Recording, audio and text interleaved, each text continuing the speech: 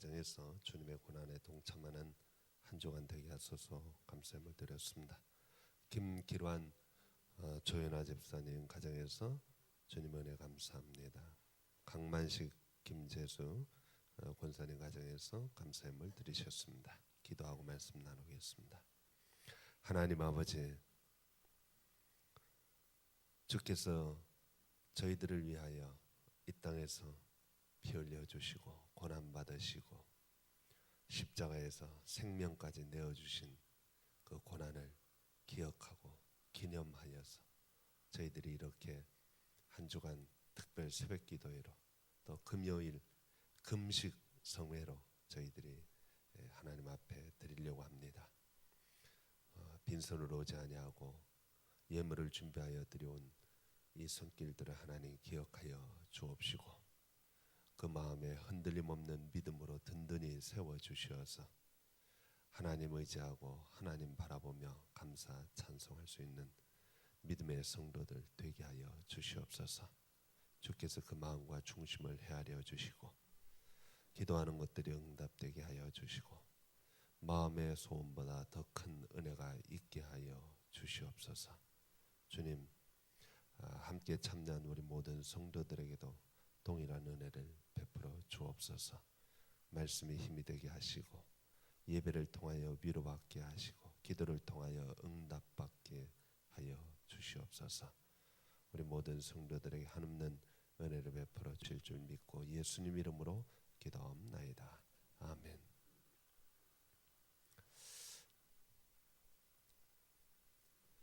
초대교회 때부터 기독교의 본질이라고 할 수 있는 복음의 진수라고 할 수 있는 십자가와 그리고 그리스도의 부활 외에 다른 것을 강조하는 사람들이 생겨나기 시작했습니다.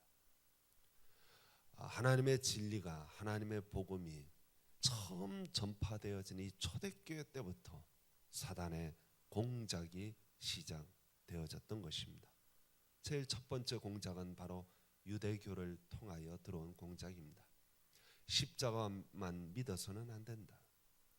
구원받기 위해서는 십자가 부활만 믿어서는 안 되고 우리가 믿었던 유대교의 전통과 율법을 지켜야 되고 우리가 믿었던 할례를 행해야만 구원받을 수 있다라고 덧붙이기 시작했습니다.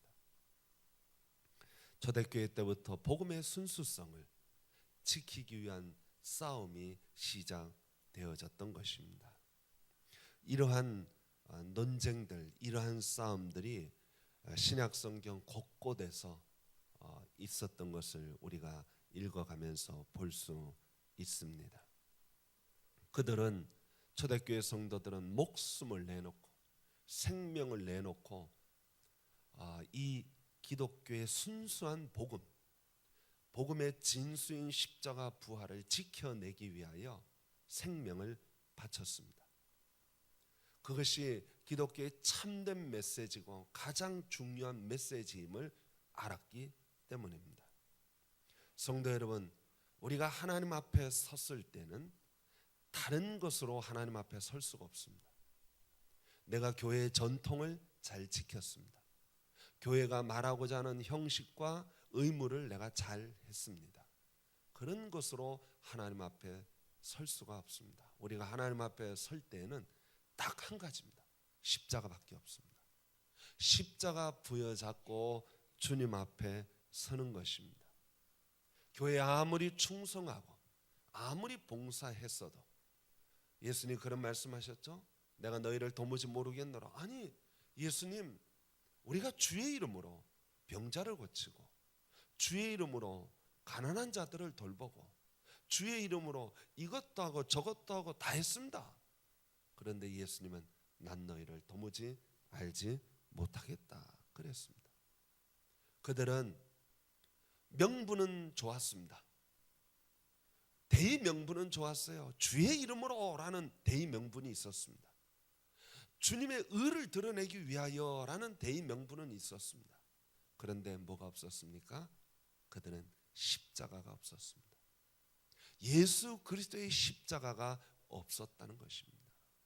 그러므로 주님은 이 악하고 게으른 종아 바깥 어두운 데서 슬피 울며 이를 갈미 있으랴. 그렇게 말씀하셨습니다. 불행한 사실은 이러한 일들이 초대교회 때 혹은 구약시대만 있었던 것이 아니라 오늘 이 시대도 여전히 있다는 것입니다. 오늘 이 시대에 우리들도 그리스도의 십자가의 정신이 무엇인지를 자꾸만 잃어가고 있습니다. 그리고 거기에 이상한 다른 것을 붙입니다. 아주 명분은 좋습니다. 우리가 주님의 가르침을 따라야 되는 것 아닙니까? 주님이 가르치신 이 가르침이 얼마나 멋있고 좋습니까? 좋아요.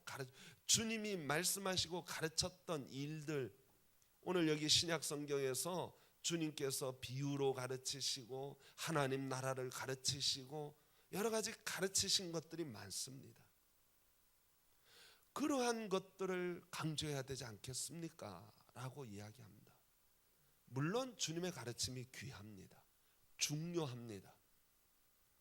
예수님 가르치신 가르침을 가지고 정말 귀한 세계적인 운동을 일으킨 사람이 있는데 인도의 간디입니다.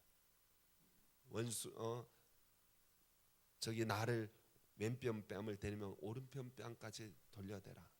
그래서 거기서 비폭력 무저항 운동이 생겨나기 시작했습니다. 좋은 가르침입니다. 그런데 성도 여러분, 잘 생각해 보세요.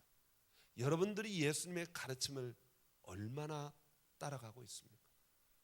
솔직히 우리는 기도 때마다 고백합니다. 주님, 오늘도 우리가 주님의 뜻대로 살지 못했던 것을 용서하여 주옵소서. 늘 그렇게 기도하지 않습니까? 우리는 주님의 말씀대로 살아갈 힘이 없는 자들입니다. 우리는 주님의 가르침대로 훌륭한 인격을 갖출 만한 그런 실력자가 되지 못한다는 사실입니다. 훌륭한 가르침이긴 하지만 세상 사람들도 예수님의 가르침이 훌륭하다고 인정해서 세계 4대 성인 중에 한 명이라고 인정하고 있습니다. 그런데 그 예수님을 따른다고 하는 저와 여러분들이 그 예수님의 가르침을 얼마나 따라가고 있습니까? 우리는 그 예수님의 가르침대로 살지 못하는 사람들임을 솔직하게 인정해야 합니다. 그것을 인정하지 않고 나는 다 했습니다. 한 부자 청년이 예수님에게 찾아왔죠. 예수님, 어떻게 하면 구원을 받을 수 있습니까? 예수님 말씀하셨습니다. 율법을 지켜라. 예수님, 제가 다 지켰습니다. 예수님 당시에 바리새인들은 그런 자부심이 있었습니다. 다 지켰습니다. 그러나 예수님 뭐라고 말씀하셨습니다? 아니야. 너 겉보기에 규정상의 율법들은 제대로 지켰는지 몰라도 너 정말 복음의 하나님의 말씀의 진수인 사랑의 법은 지켜봤니? 내 이웃을 정말 내 몸과 같이 사랑해봤니? 너 있는 재산 다 팔아서 가난한 사람들에게 주고 너 나 따라올 수 있겠어? 부자 청년이 거기서 고개를 절레절레 흔들고, 겉으로 보이는 규정들, 겉으로 보이는 법들은 지켰습니다. 그러나 그 복음의 진수는 전혀 생각하지 못했던 것입니다. 저와 여러분도 동일합니다. 성도 여러분, 어떤 사람들은 예수님을 닮아가는 것이 중요한 것이 아니냐, 예수님의 성품을 닮아가는 것, 그리스도의 장성한 분량에 이르기까지 성장하라고 했는데 주님 말씀하셨으니까 우리가 주님 닮아가야 되지 않겠냐? 맞습니다. 우리 주님 닮아가야 합니다.